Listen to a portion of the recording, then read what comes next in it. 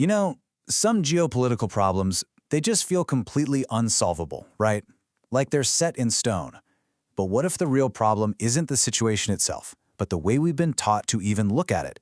Today, we're going to dive into a fascinating, really ancient idea that could completely reframe and maybe, just maybe, solve one of the world's most tangled disputes by literally flipping the map on its head. So first, let's set the scene. We're talking about a sea of stalemate. This is a region where, honestly, decades of tense negotiations, military posturing, and international court cases have led to, well, not a whole lot. The heart of the problem, as we're about to see, isn't just about who owns what. It's a fundamental clash of worldviews. This is the classic picture of a modern territorial dispute, isn't it? You've got two sides facing off across some hard line. Each side draws their boundary on a map, says this is it, it's absolute, and then they just dig in. It creates this feeling of permanence, like an unchangeable reality that's just incredibly difficult to work through. And you really couldn't ask for a better real-world example of this knot than the South China Sea. I mean, you have this incredibly complex web of overlapping claims from China, Vietnam, the Philippines, and a bunch of other nations. Every single position is deeply entrenched, backed by tons of national pride in these super dense legal arguments. It's become a seemingly impossible tangle.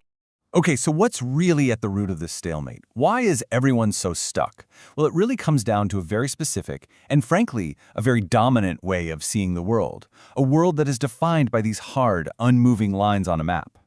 For the last few hundred years, international relations has pretty much been dominated by one single huge idea, the Westphalian system.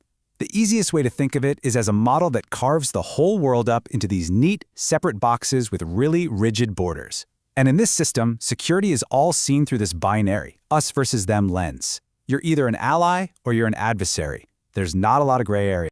And right there, that's the core problem with that model. It turns everything into a zero-sum game. For one side to gain something, the other side has to lose something. For my country to win a piece of territory, your country must lose it. In a crowded, super complex area like the South China Sea, that logic has led to just absolute gridlock. It's become pretty clear this old way of thinking just isn't cutting it anymore. But what if there's another way to see all this? An idea that isn't new at all. In fact, it's ancient. What if we saw the world not as this collection of rigid boxes, but as something way more fluid and interconnected? So this poses the big question. What if we shifted our entire perspective? Instead of fighting over who owns which line, what if we started thinking about influence and cooperation in terms of radiating circles? And this brings us to the Mandala model. It's this ancient political concept from Southeast Asia, where power isn't contained by a hard border. Nope. Instead, it radiates outward from a center, kind of like ripples in a pond. These circles of influence, they naturally fade at the edges, and this is the really crucial part, they are expected to overlap with the circles of their neighbors. This simple idea, it really gets to the heart of it. The goal isn't to draw a line and declare everything inside this is mine. Instead, it's about projecting influence, culture, and economic ties in ways that are actually designed to interact with others. It's just a fundamentally different way of thinking about power and territory. So let's just put them side by side. That old Westphalian logic gives us rigid borders and these binary, us versus them alliances, a zero-sum game. The Mandala logic, on the other hand, it offers fluid influence, overlapping spheres, and a focus on shared interests. It's a total shift from confrontation to cooperation. Okay, so it's a beautiful, ancient idea.